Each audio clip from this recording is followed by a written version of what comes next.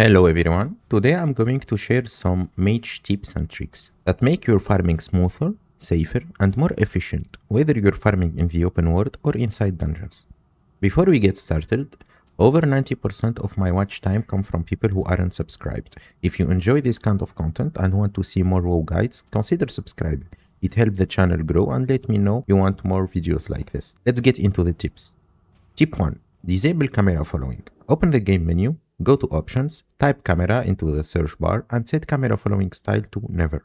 This allows you to keep your camera focused on the pack you're kiting without it constantly snapping back in front of your character. It makes tracking large pools much easier and helps you place your blizzard more accurately. Tip 2. Avoid frostbite for open world farming. If you're farming in the open world, I recommend not taking frostbites. The problem is that frostbite can randomly root some mobs while others keep moving. This split up your pool and make it harder to keep everything grouped together.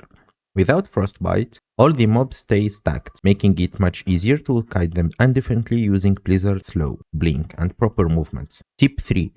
Frostbite is great for dungeon farming. While frostbite can be annoying in the open world, it's excellent for dungeon farming. When the mobs get rooted by frostbite, they stay stacked and packed together and take damage without moving. Stay close enough to use Frost Nova or any mob that aren't rooted and rotate between frostbite procs, Frost Nova, and your water elemental freeze. If you're farming with 2 mages, frostbite become even stronger.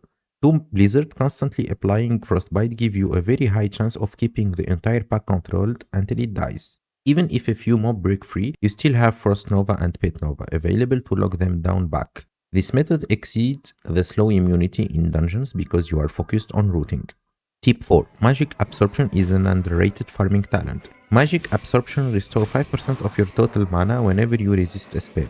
This talent is incredibly powerful in places like Scholomance or Stratorum, where you're dealing with a large number of caster mobs. Because you're constantly resisting spells, you get a surprising amount of mana back. This lets you be more aggressive with your pulls. You can spam Arcane Explosion while you body pull, keep Mana Shield active for extra safety, and often finish pulls faster while spending less time drinking afterward. Tip 5. Use Flamestrike against very large pools. Most people know that Blizzard has an AoE damage cap. Once you go above roughly 12 targets, each individual blizzard tick starts dealing less damage. A good way to increase your overall damage on massive pools is to add Flamestrike into your rotation. Drop a Flamestrike, then quickly Frost Nova or Pit Nova the pack inside it. The Flamestrike ground effect hit every target standing in it. On a very large pool, those small fire ticks add up quickly. In some situations, the Flamestrike damage can rival blizzard ticks simply because it's hitting so many targets and it has no cap. Tip 6.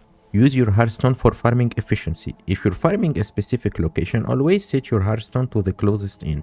As a mage, you already have teleport spell to every major city, so you don't need to save your Hearthstone for travel the way most classes do. When your bags are full, teleport to a capital city, wander your item, use the auction house, do whatever you need to do, and then Hearthstone right back to your farming location.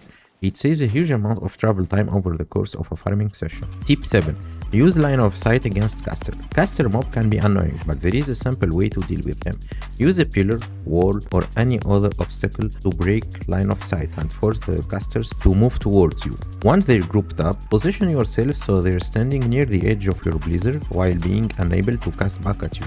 This allows you to slow, root, and kill them safely while minimizing incoming damage. Those are my favorite Mage AoE farming tips. If you have any other trick that work well for you, leave them in the comments below.